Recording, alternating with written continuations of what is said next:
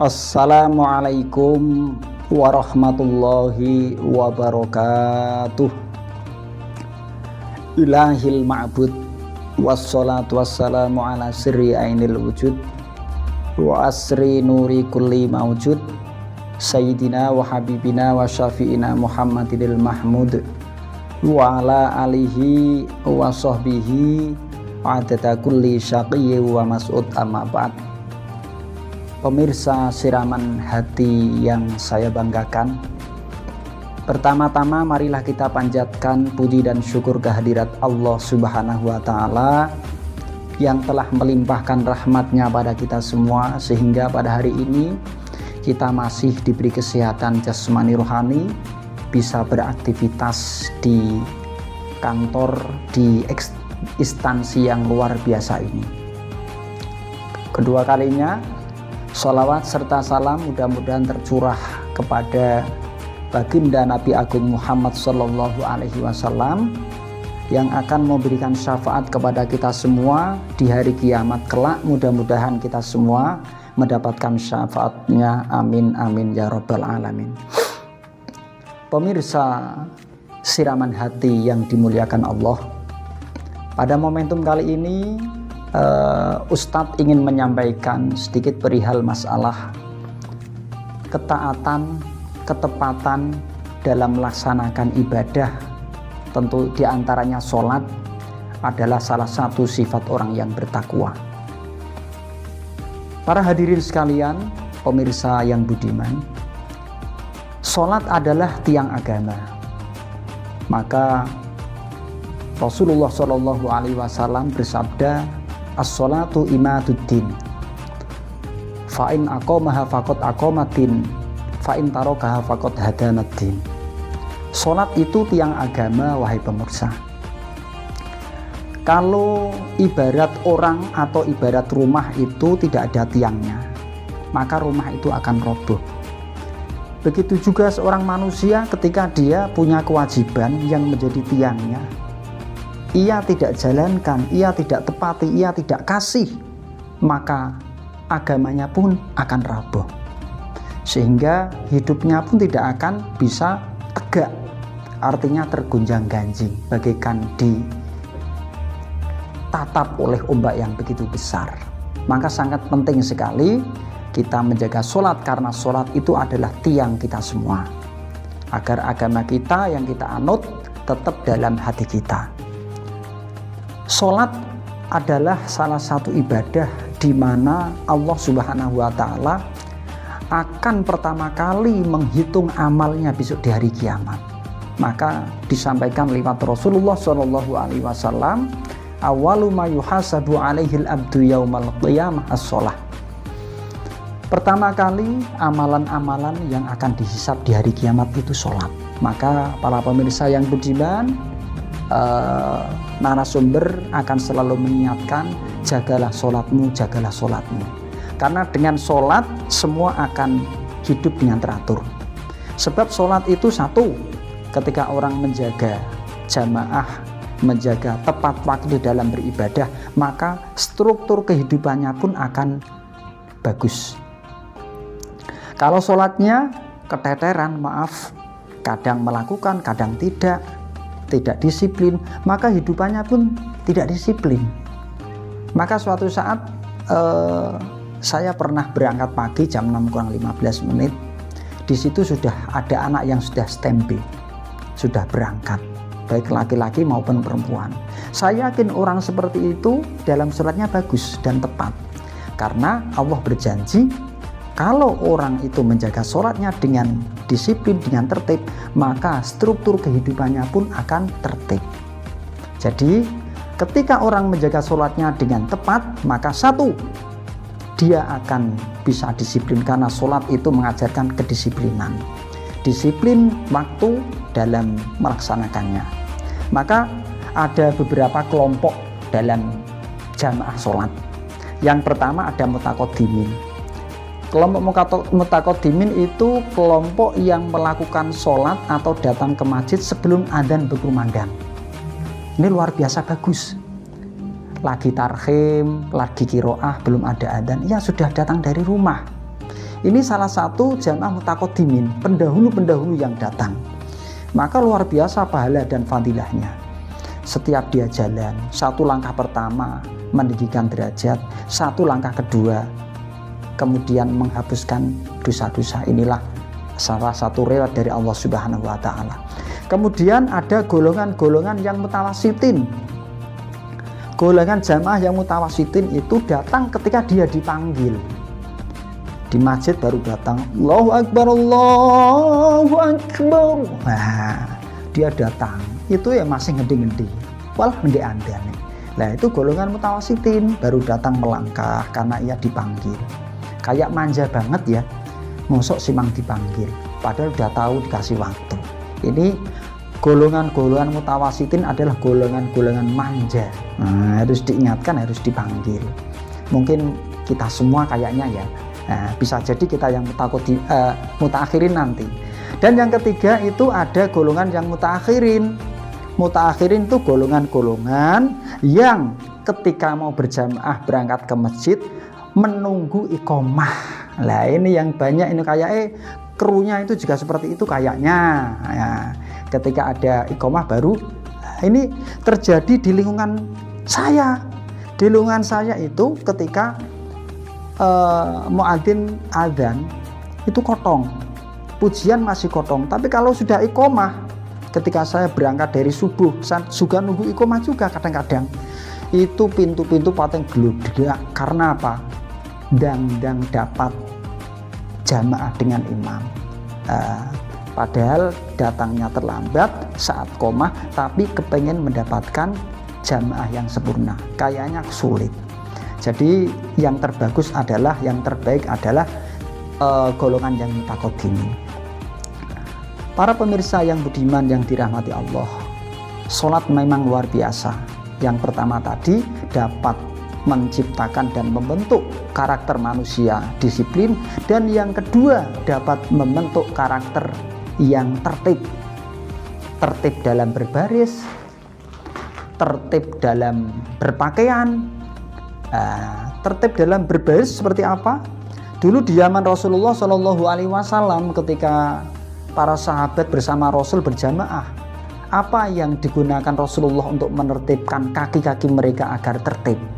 Dengan pedang. Maka pedang itu diunuskan, kemudian diluruskan ke kaki-kaki sehingga kaki itu luar biasa lurus.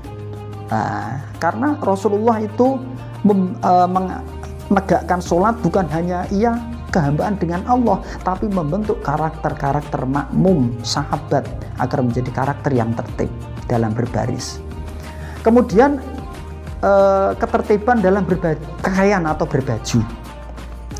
Dalam beribadah itu kita harus memakai pakaian di mana kita ingin menghadap Allah. Ini kadang-kadang orang itu kebalik ya. Kalau dia mau nganten, mau ngelamar calon istrinya itu pakai baju yang luar biasa, paling terbaik di kampungnya dipinjam, pakai jas, pakai daleman putih luar biasa, pakai peci yang luar biasa bagus. Tapi kalau sholat kadang-kadang Masya Allah, orang seadanya, seko sawah, burung sempat adus, angger wudhu. Maka pernah Pak Taufik itu ketika jadi makmum sop yang ketiga, depan saya itu ada petani habis pulang dari kerja. Itu tulisannya seperti tadi. Jadi apa?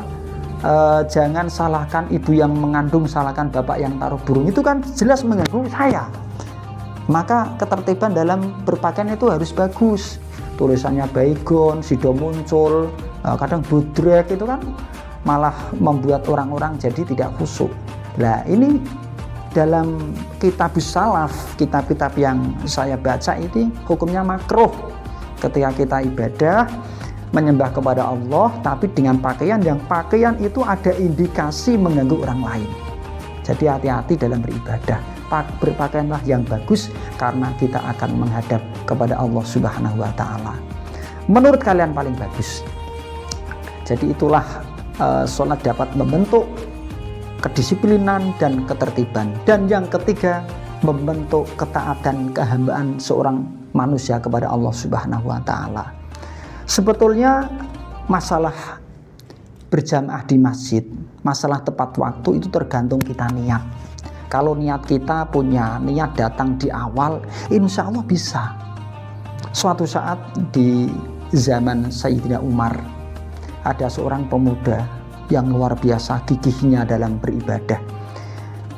Sebelum subuh ia sudah bersiap-siap dari rumah, mandi, berpakaian yang bagus, pakai wewangian, ia berangkat.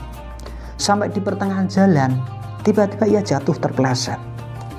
Kotorlah bajunya, badannya. Kemudian dia kembali lagi karena merasa kotor. Ia bersihkan kembali, ia ganti baju kembali. Kemudian ia berangkat lagi menuju ke masjid. Sampai pertengahan jalan di antara rumah dan masjidnya, terpeleset lagi jatuh. Kotor lagi dan dia tidak tega untuk membawanya ke masjid. Dia pulang lagi dan dia datang ketiga kalinya. Sampai di pertengahan jalan, wahai para pemirsa siraman hati yang dirahmati Allah, sama yang di pertengahan jalan, dia itu ketemu dengan seorang kakek-kakek yang sudah tua renta membawa lampu.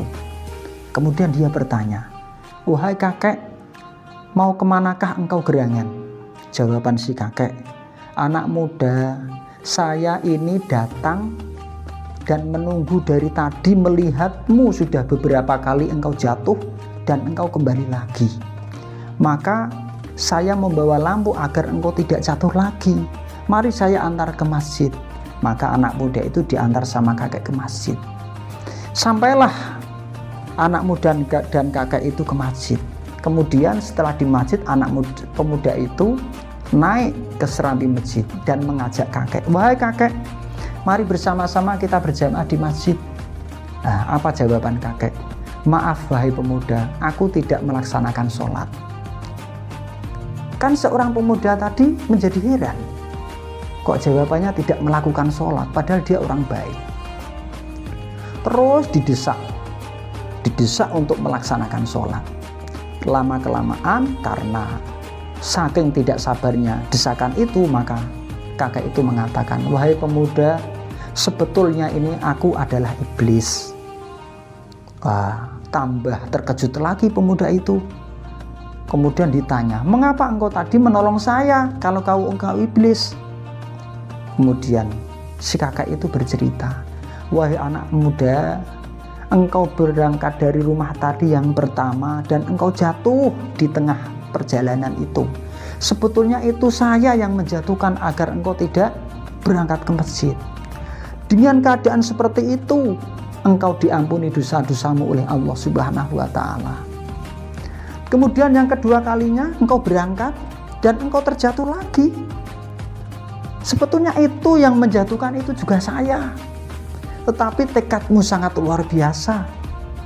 Dan dengan keadaan seperti itu Allah memaafkan dosa-dosa keluargamu di rumah. Dan saya takut yang ketiga kalinya nanti saya plesetkan dan kamu jatuh, kamu kembali lagi. Saya takut kalau orang sekampung di daerahmu diampuni dosanya oleh Allah Subhanahu wa Ta'ala. Dengan siapa aku disuruh di neraka? Tidak ada temannya dong." Inilah artinya apa? Artinya ketika kita ingin melakukan ibadah tepat waktu di tempat yang mulia, itu butuh niat yang kuat. Kalau kita tidak niati, maka tidak akan menjadi. Jadi para pemirsa siraman hati yang budiman, mari kita awali, kita niati dengan baik. Apalagi ini bulan-bulan yang mulia, kita awali dengan niat yang mulia juga. Kita awali dengan, kalau sudah melakukan maksiat, kita buat lembaran baru, kita niati, kita bentuk sholat kita menjadi sholat yang berkualitas. Insya Allah semua hidup akan berkualitas. Ngapain toh kita sekolah, kita bekerja? Yang kita cari kalau bekerja itu apa? Harta yang banyak, makanan yang banyak. Jangan sampai pekerjaanmu karena hanya makanan yang kamu butuhkan satu piring saja, berani meninggalkan kewajiban-kewajiban dari Allah Subhanahu wa Ta'ala. Jangan sampai, karena sejatinya yang memberikan gaji, yang memberikan rizki, yang memberikan makanan kamu adalah Allah Subhanahu wa Ta'ala. Maka jangan sampai engkau dengan bekerja, dengan belajar meninggalkan ibadahmu kepada Allah Subhanahu wa Ta'ala. Maka ada sebuah syair yang dapat kita ambil hikmahnya.